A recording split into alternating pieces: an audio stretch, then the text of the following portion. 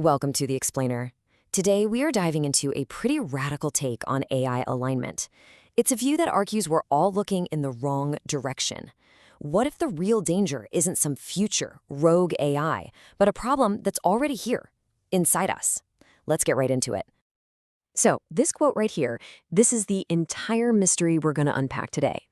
The source material basically says the whole conversation about AI safety is completely backward. The idea is that the problem isn't about some future computer code. It's about facing our own confusion right here, right now. Okay, so first up, humanity's alignment problem. The first big idea here is that AI alignment isn't really an engineering problem at all. Nope, it's a human one. The argument is, before we can even dream of aligning a machine, we've got to turn around and face our own species' deep, deep misalignment. Now, this slide is super important. It lays out a critical distinction. On the left, you've got raw cognitive power. Think of it like pure processing speed, or IQ. It's the horsepower to argue, to calculate, to build. But on the right, you have something totally different, moral orientation. That's the compass. That's the ability to aim all that horsepower towards something good and true. This split is the key to the entire argument. And here's where the source brings in some history to back this up. It makes the chilling point that the 20th century was both the most scientifically brilliant and the most murderous in all of human history. The example's really stark. The same culture that gave us Kant and Beethoven also gave us Auschwitz. So the takeaway here is that intelligence, well, it's not a safety feature. It's an amplifier. It takes whatever direction you're already pointed in and just cranks it up to 11. And this is what that amplified, unaligned intelligence looks like in the real world. It's not just some vague bad thing. It becomes exploitation, domination, tyranny. And that last one is really haunting. Optimization without love. It's the quest for pure efficiency, totally disconnected from any kind of moral center. This is such a powerful metaphor, right?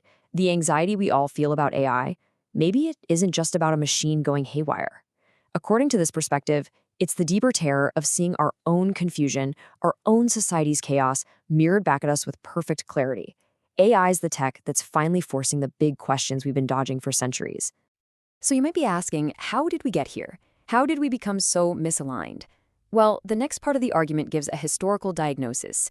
It claims a fundamental pillar of Western thought just collapsed. For nearly 2,000 years, this framework from Aristotle was basically the operating system for the Western world. To understand anything, a chair, a human, the cosmos, you had to ask these 4 questions. It was this complete, holistic way of making sense of reality. But then, the scientific revolution and the Enlightenment happened, and the source argues we got incredibly good at the first 3 causes, the what and the how. But that 4th one, the final cause, the why, the inherent purpose of a thing, well, that became kind of embarrassing. It wasn't something you could measure in a lab, so we just set it aside. And we were left with all this incredible power, but no shared sense of purpose or direction. And this brings us right to the heart of the AI alignment crisis. The author asks this devastatingly simple question. If our culture has basically given up on the idea of inherent purpose, how on earth can we tell a superintelligence what its purpose is supposed to be? You see the problem? The argument is you can't build a moral machine in a worldview that isn't even sure objective morality is a real thing. Okay, so if the old framework is broken, what's the solution? This isn't just about pointing out the problem. The source material actually proposes a pretty bold fix, something it calls a 5th cause, that's meant to put back what we lost. Let's break this down a bit. The 5th cause, or the transcendent cause, it goes one step further than Aristotle. It's not just about the purpose of something. It's about the ultimate source of purpose itself. It's the proposed bedrock for all value, all meaning, all morality in the entire universe. And this is where we get to the absolute core of the author's claim. They don't leave this 5th cause as some vague philosophical concept. They get very specific. They identify it as the Logos, which in the Christian framework this source is working from is understood to be Christ. This is presented as the one true, stable, transcendent anchor for all of reality. Now, to make this idea feel a bit less abstract, the author uses a really powerful historical example, the Nuremberg trials. Think about the massive problem the prosecutors faced. The Nazis hadn't actually broken German law. They just rewrote the law to make their horrors legal. So, by what authority could anyone prosecute them? And that was the answer. The prosecution at Nuremberg had to appeal to something higher, a transcendent moral law that exists above any national law and applies to everyone, everywhere, always. For the author, this is a perfect real-world example of a secular system having to reach for a fifth cause to deal with true evil. Okay, so we've got this big philosophical framework. How do we actually use it? Well, from these ideas, the author developed a practical tool. It's called the PQ test, and it's a way to measure this exact kind of moral orientation. What's so crucial to understand here is that PQ is not an IQ test. It couldn't care less about cognitive horsepower. It's an alignment test. It's not asking how smart is this idea. It's asking which way is this idea pointed. Is it oriented towards truth, or is it just spinning in circles? Let's spend a second on this because it's the engine of the whole test. First, you have the P score, prescriptive coherence. Think of this as the logical stress test. Does the argument contradict itself? Does it apply its own rules universally to everyone, or does it make special exceptions? It's all about logical consistency. Then you have the Q score, the qualitative logos orientation.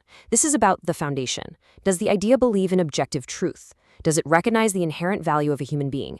And critically, does it ground its morality in that transcendent fifth cause, or are its values just floating, ready to be blown away by the next cultural wind? A high PQ score means you not only have a consistent argument, but it's an argument pointed toward a fixed moral reality. This image really says it all, doesn't it? Without that fixed point, without that true north, intelligence is just a spinning compass.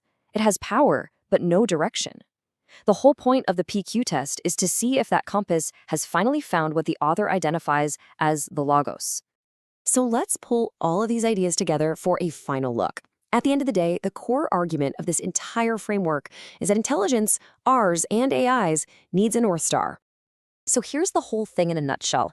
The AI alignment problem, it's a symptom, not the disease. The disease is us. We lost our sense of purpose when we threw out the final cause. The proposed cure is to re-anchor ourselves to a transcendent fifth cause, the logos. And a tool like the PQ test is designed to help us do just that.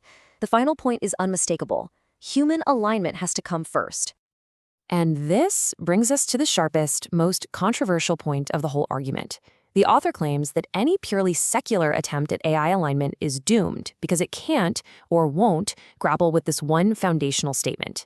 In this view, the logos isn't just a helpful idea, it's the only thing that can actually solve the problem. So we end up right back where we started, with this one massive question. You can't anchor a supertanker to a piece of driftwood. And if our own civilization is morally adrift, with no fixed point on the horizon, then what exactly are we even trying to align AI to? It's a question that sticks with you, long after this explainer is done.